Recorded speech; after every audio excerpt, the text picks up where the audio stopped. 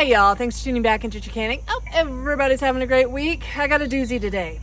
I got one with a sporadic problem. That means that it might run fine for hours and it might not. And these are the worst ones we hate to see come into the shop.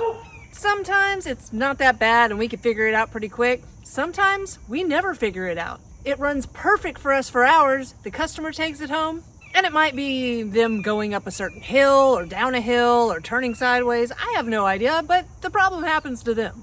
Now the issue is we get paid by the hour. So we can start something up, let it run, and we're not gonna really charge you for that. But if I gotta be sitting on a mower, driving it around for an hour before it messes up, that's $80 just in diagnosing, driving your mower. And no customer wants to pay that. So hopefully I'm gonna start this thing up and it'll start messing up really quick.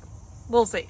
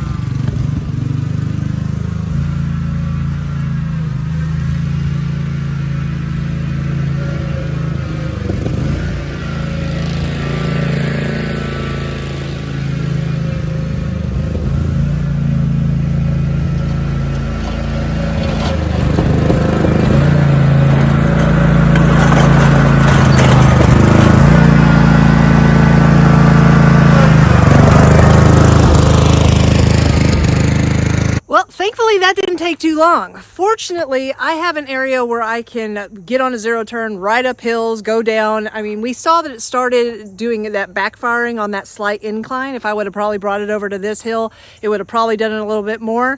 Most repair shops, they don't have this area to check a mower like that. So they're going to turn it on, let it run. If it doesn't mess up on them though, there's nothing they can do about it. Now that you've had a chance to hear it run though, what do you think the issue is? So where would you go next? Fuel or fire? Now I want to catch you up on what the customer told me happened when it was at the other shop and also what I'm looking at here. Now he said that he knows for a fact that they changed out the carburetor. He is not sure if they used aftermarket or OEM. He also said that they did something with the coil. He's not sure if they replaced the entire coil or just the end to it. But he admits he's not very mechanically inclined and he really just doesn't know much. All he knows is it still ain't running right. Now, here's what I can see when I'm looking at the engine. First off, usually when you change carburetor, you put a new fuel filter on there. That thing does not look new, and it is leaking. Get up here to the fuel pump. That is a aftermarket Amazon Kawasaki fuel pump. That is not OEM. Now, this rust sitting here, I've seen rust in other areas. It could just be, it could have been replaced at the same time that all this other stuff was replaced. I don't know. He doesn't really know either. All I know is, this rust could have happened quickly. We're not sure how long that's been on there. The carburetor, on the other hand, it does look sort of new. It definitely could be a brand new carburetor. Problem being though, why is this lever duct taped?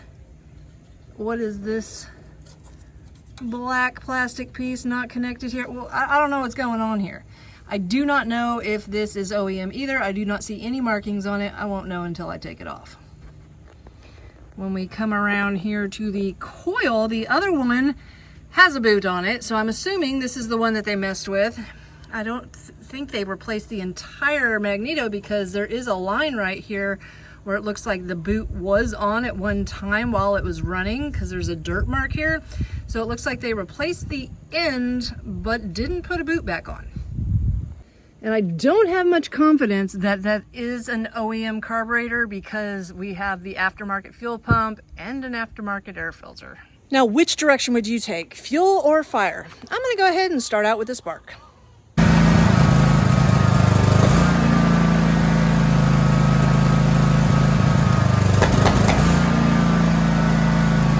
Well, pulled her in the shop and just let her sit there and she starts messing up. So, it doesn't have to be under a load. Now, it's probably not likely that the boot is the issue. I mean, it could be arcing to the shroud there, but it's probably not what it is. I'm gonna go ahead and throw a boot on there because it just needs one. All right, old boot, it'll work just fine. I threw some dielectric grease up inside this. I'm gonna go ahead and give it a little bit of a stretch, make it a little easier to get over the end of that coil wire.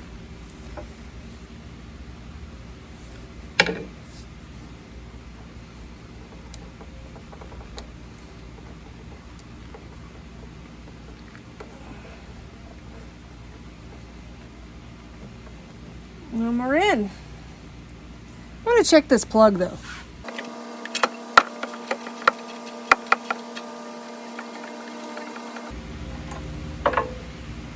Oh, of course it's got the wrong spark plug in it. Huh. Now, after pulling the plugs, I see something that does cause some concern. They have the wrong plugs in it. Now, they only changed out, looks like, when it was at the last repair shop, one plug. This one had dirt on it, so it looks like it's been there for a lot longer. This is the one that's on the left side. The one that had no spark plug boot, though, had an RC12YC in it. Now, this one is an NGK CS6, which is just a replacement sort of for the RC12YC, but essentially they're the same plug. The problem is the plug that's supposed to be in it is a BPR4ES. Now, why does that matter? Well, the colder plugs have insulators that dispel the heat faster. So if you have a hotter plug in it, you might have pre-ignition because it's too hot. So guys, it's something to definitely think about. Even though the plug looks like it's the same, will fit just fine, it won't work. So wouldn't it be cool if I just put in the right correct plugs and it fixed the issue? We'll see.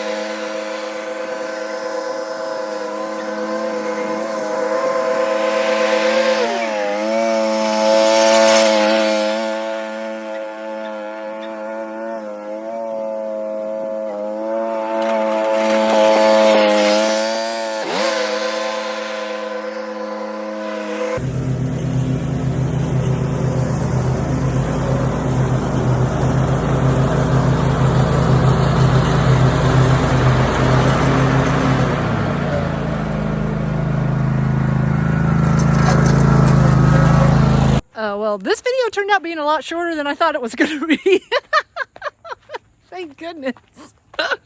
Now, that did not turn out how I expected at all. I really thought we were going to be able to dig in a little bit more, do some more diagnosing, but fortunately for my customer, he's getting out really cheap. And only because I've seen that issue with the Kawasaki engines before. Now, a lot of things you can get away with putting a similar plug in and it running just fine. Kawasaki is not one of those. So, although that was a super fast fix, and hopefully it will definitely save you some time, money, and frustration in the future, it gives me a chance to tell you about something else I'm doing that I'm hoping you will help me out with. Now, some of you might have seen the post I've made in the last few days that I started an X account. And I know, y'all, some of you do not want to go over there, and that is fine. I completely understand you do not want to be involved with that cesspool of politics.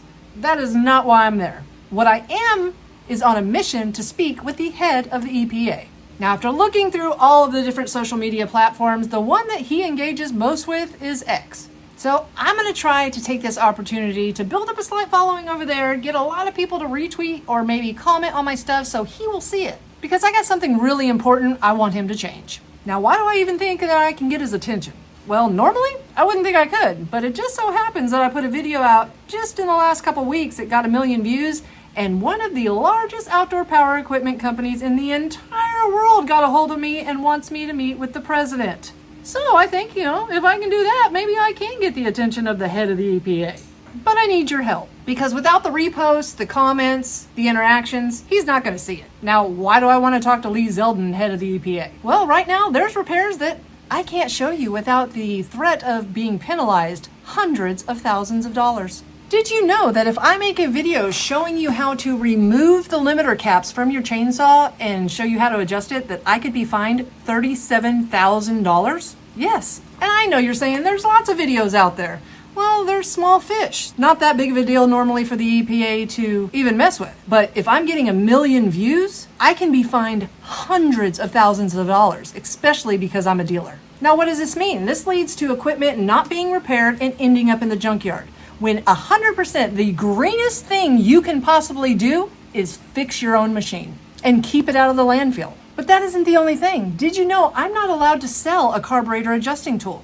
If I get caught selling a carburetor adjusting tool to one of my customers, I can be fined $3,750. But you can get on Amazon all day long and they can sell them to you? That doesn't make sense. Or the fact that they have these small engine manufacturers jumping through hoops to try to lower emissions.